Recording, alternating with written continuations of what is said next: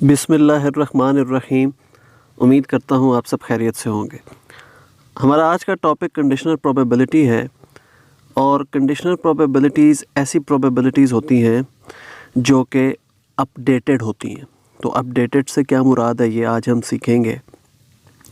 और conditional probability के topic को समझाने के लिए मैं आपको एक सिंपल सी एग्ज़ाम्पल समझाऊंगा और उसी एग्ज़ाम्पल के ज़रिए मैं आपको कंडीशनल प्रोबेबिलिटी का फ़ार्मूला भी समझा दूंगा और उस फार्मूले की क्या लॉजिक है ये भी बता दूंगा। तो एग्ज़ाम्पल आपके सामने मैंने लिखी है, a die is rolled, what is the probability that a 6 turns up given that an even number has occurred. ठीक है, तो ये कंडीशनल प्रोबेबिलिटी का सवाल है। ठीक है, कैसे पता चलता है ये कंडीशनल प्रोबेबिलिटी का सवाल है? इसमें एक्स्ट्रा इन्फॉर्मेशन दी जाती है। ये जो हाईलाइटेड आपको नज़र आ रहा है टेक्स्ट, ये एक्स्ट्रा इन्फॉर्मेशन है। Given that an even number has occurred. अगर सिर्फ 6 की प्रोबेबिलिटी पूछी जाती तो फिर ये अनकंडीशनल प्रोबेबिलिटी का सवाल होता, लेकिन यहाँ पर एक्स्ट्रा इन्फॉर्मेशन भी दे दी गई। तो आइए वेन डायग्राम के ज़रिए इस क्वेश्चन को समझते हैं। तो दो इवेंट्स आपको यहाँ पर नज़र आ रहे हैं। एक इवेंट है 6 और दूसरा इवेंट है इवन नंबर। तो मैंने दो circles A and B draw किए और उनका एक कॉमन हिस्सा भी मैंने यहाँ पर ड्रॉ कर दिया। तो मैं पहले सर्कल को ए कह देता हूँ, दूसरे सर्कल को बी कह देता हूँ और उनके कॉमन हिस्से को ए इंटरसेक्शन बी कह देता हूँ। ठीक है, तो अ 6 टर्न्स अप और दूसरा इवेंट है an even number has occurred. ठीक है, तो हम ये इवेंट्स डिफ़ाइन कर देते हैं। हम ए को हमने कह दिया कि 6 टर्न्स अप। ए के अंदर सिर्फ एक एलिमेंट है 6 और बी के अंदर 3 एलिमेंट्स हैं 2, 4 एंड 6, क्योंकि बी इवन नंबर को रिप्रेजेंट कर रहा है। और बाकी एलिमेंट्स इस सैम्पल स्पेस में आप किसी जगह भी लिख सकते हैं। ठीक है, तो ए के अंदर सिर्फ एक एलिमेंट है, बी के अंदर 3 एलिमेंट्स हैं। ठीक हो गया। इस तरह हम ये दो इवेंट्स डिफ़ाइन कर देते हैं। अब सवाल को जो करने का तरीका होता है बाकायदा तरीके से हम करते हैं। गिवन दैट के बाद जो इवेंट होता है उसको हम बी कहते हैं आम तौर पे, और गिवन दैट से पहले जो इवेंट होता है उसको ए कहते हैं। आप चाहें उसको दूसरे को बी कह दें, पहले को ए कह दें, कोई मसला नहीं, लेकिन जो नॉर्मल प्रोसीजर है उसमें हम पहले इवेंट को ए कहते हैं और दूसरे इवेंट को बी कहते हैं। यहाँ पर ए क्या है 6 टर्न्स अप और बी क्या है इवन नंबर अकर्स। ठीक है, तो अब ए के अंदर कितने एलिमेंट हैं, सैम्पल स्पेस के अंदर कितने एलिमेंट हैं, बी के अंदर कितने एलिमेंट हैं, ए इंटरसेक्शन बी के अंदर कितने एलिमेंट हैं, ये सारे हम देख लेते हैं। तो सैम्पल स्पेस के अंदर 6 एलिमेंट्स हैं। क्यों? क्योंकि एक डाई रोल हुआ है, उसकी 6 आउटकम्स होती हैं 1 2 3 4 5 6। ए क्या है 6 टर्न्स अप, तो ए के अंदर एक ही एलिमेंट है 6। और बी क्या है इवन नंबर अकर्स, तो बी के अंदर 3 एलिमेंट्स हैं 2, 4 एंड 6। ठीक हो गया। और ए एंड बी यानी कि ए इंटरसेक्शन बी, इनमें कॉमन एलिमेंट भी एक मौजूद है जो कि है 6। ठीक हो गया। ये हमने सारे सेट्स डिफ़ाइन कर दिए और उनके एलिमेंट्स भी लिख दिए। अब कंडीशनल प्रोबेबिलिटी का फार्मूला देखिए। पहले आप इस फार्मूले से सवाल मुकम्मल करें, फिर मैं आपको इस फार्मूले की लॉजिक भी बताऊंगा। तो ये है ए गिवन बी, ये गिवन स्ट्रेट आपने डालना है, ये डिवाइड नहीं है, गिवन का साइन है।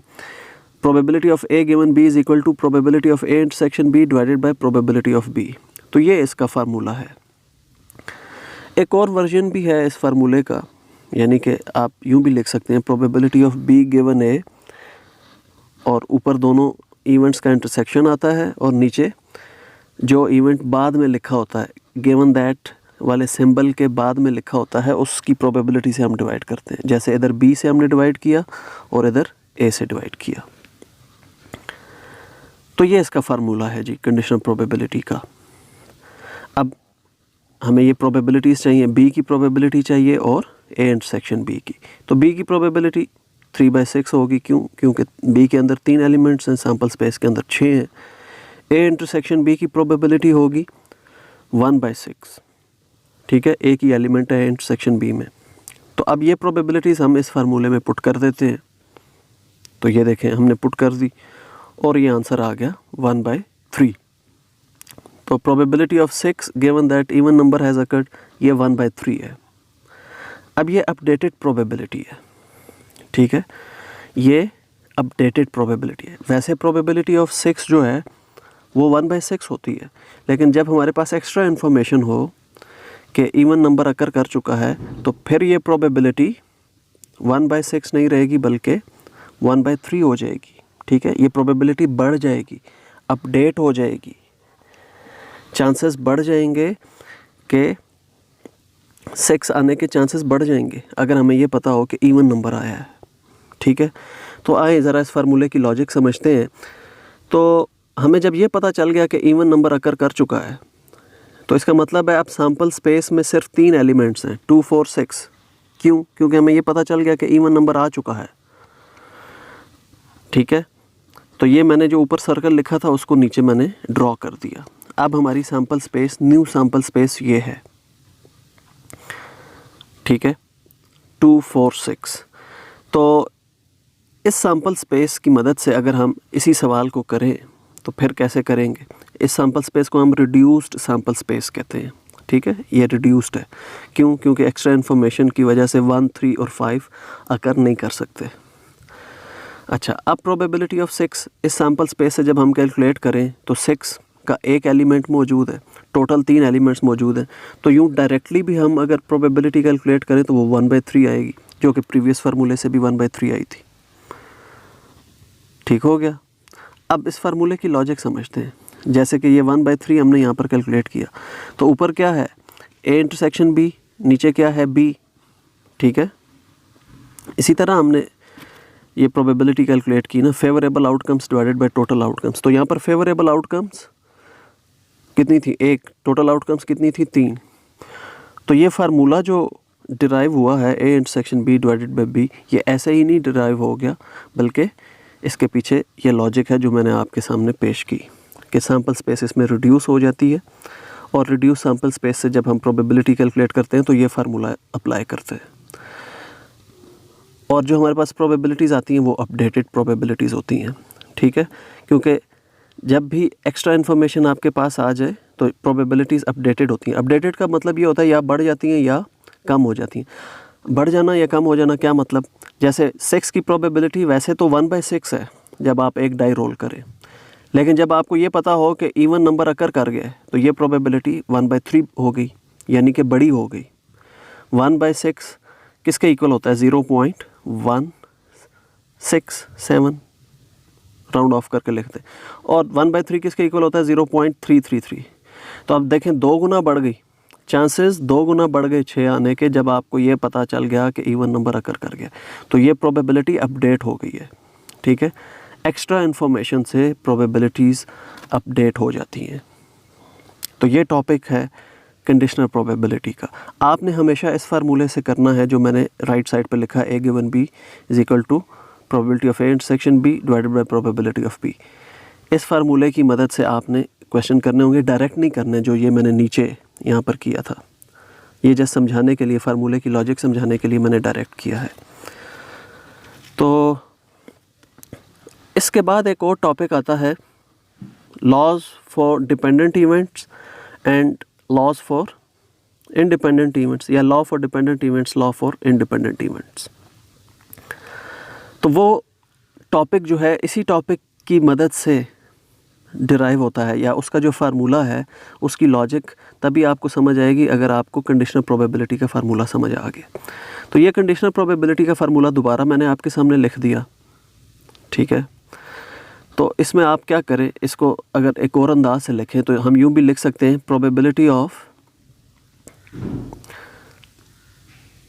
बल्कि पहले मैं प्रोबेबिलिटी ऑफ बी गिवन ए वो फार्मूला भी लिख देता हूँ, ठीक है।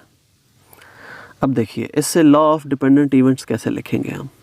तो ये multiplication law for dependent events भी कहलाता है। ये इक्वल होता है probability of A intersection B is equal to probability of B multiply by probability of A given B.